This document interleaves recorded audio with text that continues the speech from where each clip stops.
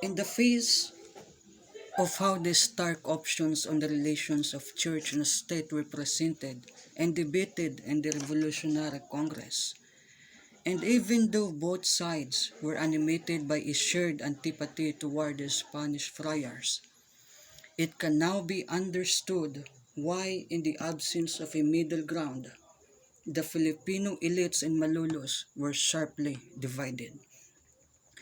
Calderon and other proponents of church-state unity wanted to build a state on the foundation of a Filipino Catholic nation that merged two distinct imagined communities. The imagined egalitarian community of the nation within a definite territorial boundary on the one hand, and that of the hierarchical Catholic ecumen that was global in scope on the other hand. In other words, their imagined community was simultaneously nationalist and Catholic, a tricky conflation of two types of imagined communities that operated on the basis of diametrically opposed time and space coordinates. To Calderon and other supporters of state religion, this merger was unproblematic, for they perceived it as the basis of social cohesion and national unity, narrowly conceived. However, this unity made sense at the expense of non-Catholics in Philippine society. The imagined national community of the champions of church-state separation was radically different from those who advocated church-state unity.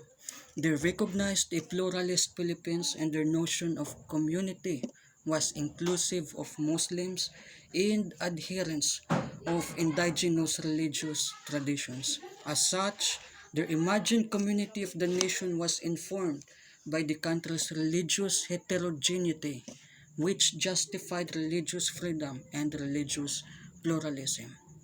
This notion of community meant the effective diminution of the Catholic Church, regarding it as just one among several religions despite the fact that it was the religion of the majority. Proponents of separation held a deep distrust of the Catholic Church officialdom, symbolized by the papacy, the history of which they presented with their own twist.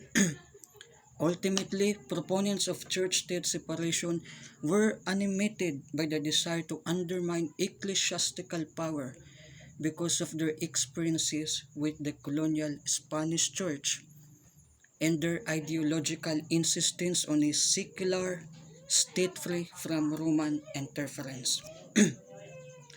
At the same time, because they considered the institutional church as inherently prone to abuse, they did not consider a shift to a Filipinized church as ground for optimism.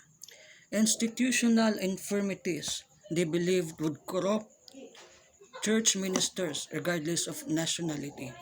This stance left proponents of church-state separation at the Revolutionary Congress in Malolos with no acceptable response to the profound desire for Filipinization of the Catholic Church.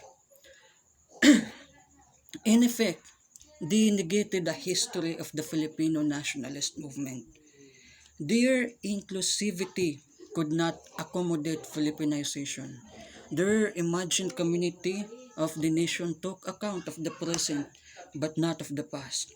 Their desired state's historical moorings were in Europe more than on Philippine soil.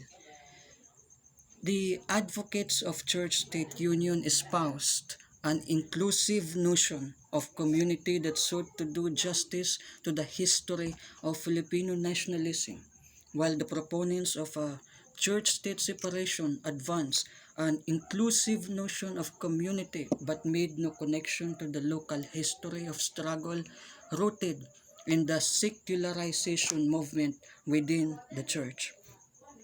Advocates of union were strong on the clamor for Filipinization of the church, espousing a Catholic nation, while their opponents held to the grand idea of a secular state buttressed by European history.